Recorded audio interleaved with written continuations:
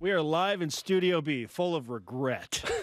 That's every day for me. But we're about to make it better because joining us now on the set is the star of BYU men's volleyball, Davide Gardini. Davide, it's great to have you back in studio. Thank you guys for having me. It's always good to be here. I feel like you've been on like 4 times, and I've missed 3 of those. Probably. Like I feel like this is a rare occurrence. Exactly. And you're like, hey, I was on the show. Where were you? And I'm like, you were so here sorry. for my first one, though, and made me feel better. So then I got used to it. Okay, yeah. I apologize. Hey, speaking of social media, we're just talking about BYU Sports Nation right now. Davide, a few weeks ago, I saw a post from you. In fact, I messaged you about this. Of your car sliding on snow and ice and nearly hitting a pole. And you took a picture of how close it was to hitting this pole. Insanely close. Like, if this were a volleyball play, it would have been under review for whether the ball was in or out. I would have challenged it. I would have challenged that. Yes, it was way too close. What's it like driving in the snow still for you as an Italian? I'm kind of getting used to it, and I would say I'm pretty good at it. I've never struggled, and there was nobody around, so I was just with one of my teammates. We were like fooling around.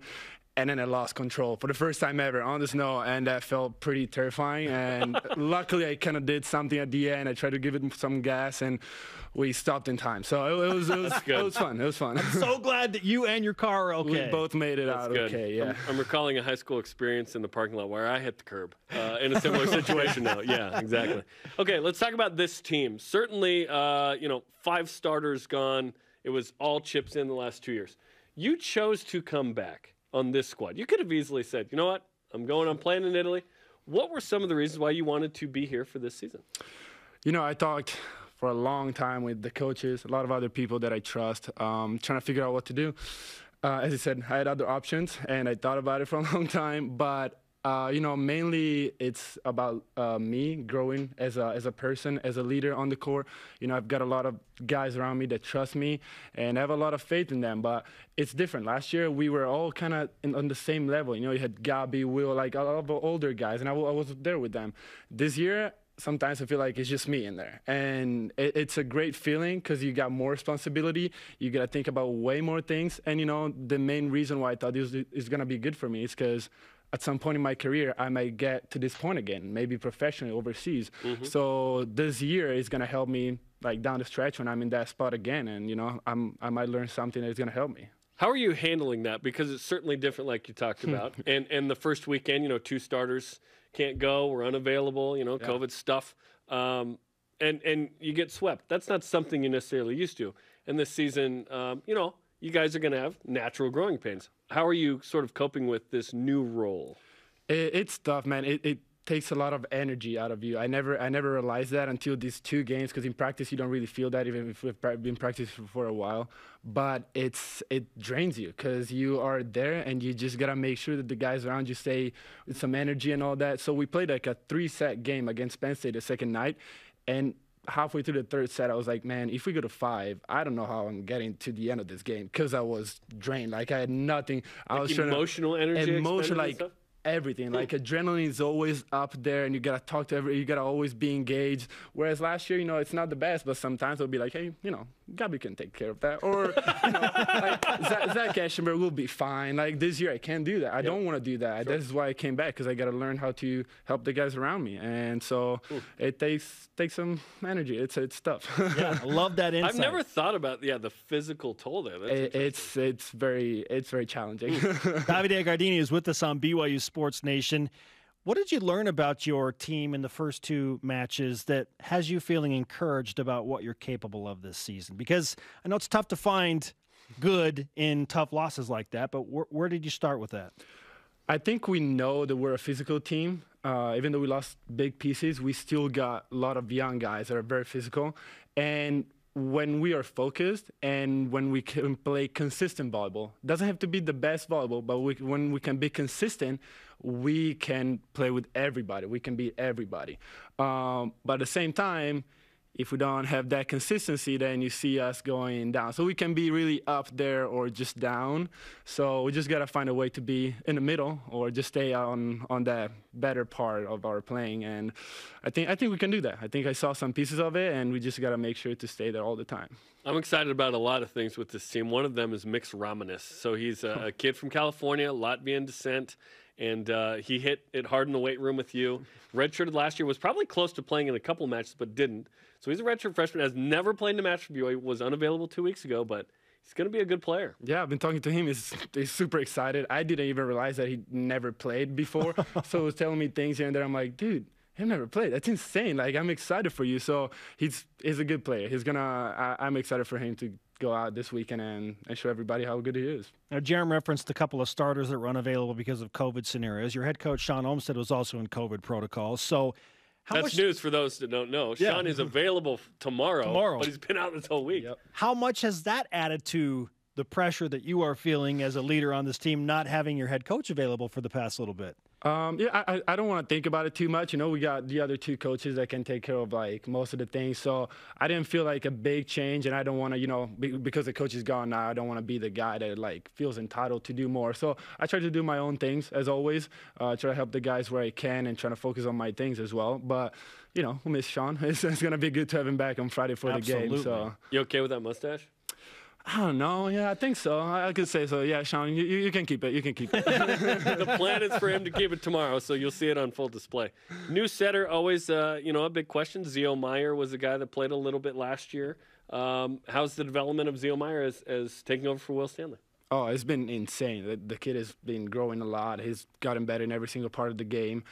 He's still a young player. He hasn't played in college like most of the other guys. So sometimes he makes those plays that you're like, you see they're a little, out of the blue. You're like, you don't expect them. But he can give us a lot from the serving line. He's a guy that loves volleyball, is always trying to learn more, watching video, which is something that I love in the guys around me, And he's going to add something to this team. It might take him a little, a couple of games to get started, but he'll come around and he's going to be big gun for us. It's going to be pretty useful. Lefty setter. Always love it. Yeah, let's go. Yep. You finally get to play in front of your home fans. How much of a difference will that make, given the early season struggles, that now you get to come home and play in front of the Smith Fieldhouse again? It's funny you ask because I was thinking about it last night, and I realized that I haven't played in front of a field house, not packed, but even with a certain amount of fans in a while. Yeah. And it's different. Like for me, having fans and like having the crowd there just adds something to it that you cannot replicate anywhere else on any other thing. So I'm looking forward to it. We need it. And even when we were at Penn State, we had some fans, but nothing great. So it's going to be different. It's going to fire us up a little bit. And, playing the field house is always better for us. It's definitely better. Let's dig in more into what we were talking about kind of your role in this team. How do you avoid trying to do too much? As okay, I'm the one returning, Mitchell Worthington at libero, and you're the one hitter that's back in the starting lineup. How do you avoid trying to do too much this year? Because that would be a natural feeling, I would imagine. And it kind of was like that at the beginning of the year. I felt like I was trying to do too much. I started talking to the coaches, a couple people around me that can help me with those mental things. And, the main thing that I learned is that I still got to trust the guys around me. I got to believe that they're going to do their job. And even if they don't, I cannot always be the one that's got to be there and, tell them something. I got to let them be, And so I started realizing that, try to stay on my side, just say something when I feel like it's needed. But other than that, it's been not too hard.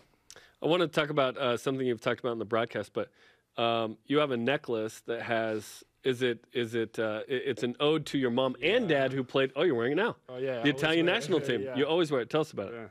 So it's an A and an N, and they're kind of put together because my dad's name is Andrea and my mom's name is Novella, and then there is a number 13 because my dad used to play in the national team with number 1, and my mom used to play in the national team with number 3. Oh. So 13 is kind of like the family number. My sister played with that number actually.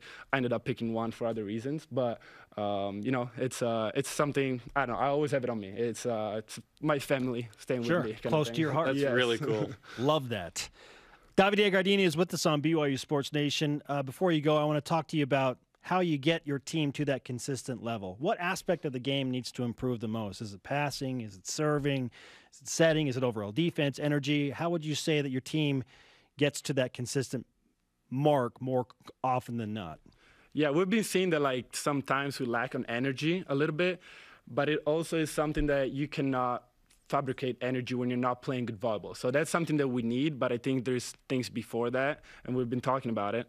And serving, well, passing has been okay. I feel like it's not where we were last year, but it's still okay. It's good enough for us right now. Serving's got to improve. Penn State, that's what kind of killed us, a lot of missed serves. So getting back in the field hours with the fans, I know we're going to be more confident. And when you start making serves, you put pressure on the other team. And, you know, they start making mistakes. They're like, oh, okay, now we got to make points. They're not just giving them to us. I think there's going to be a huge thing. And other than that, I would say floor defense, like not blocking, but floor defense, we've been struggling. And we're not, BYU has always been good at blocking. Back row defense, we struggle a little bit, but usually every year we start pretty bad, and then we end up getting better throughout the season. So I know we're going to do that again. I'm excited. And hey, UC Irvine, that's a fun matchup too. It's Those guys are always long, always physical, right? It's going to be interesting. It's going to be a very fun game. Yeah. Go. Welcome back to a full Smith Fieldhouse. Let's go, Anteaters. Yeah, let's go, man. Oh, by the way, for the first time ever, the season ticket reserved seats sold out. Ooh. That's never happened. They told us. Which is crazy. That's insane. You're a big part of that, Davide. Let's go. They were like, Gardini's back? I'm in. Yeah.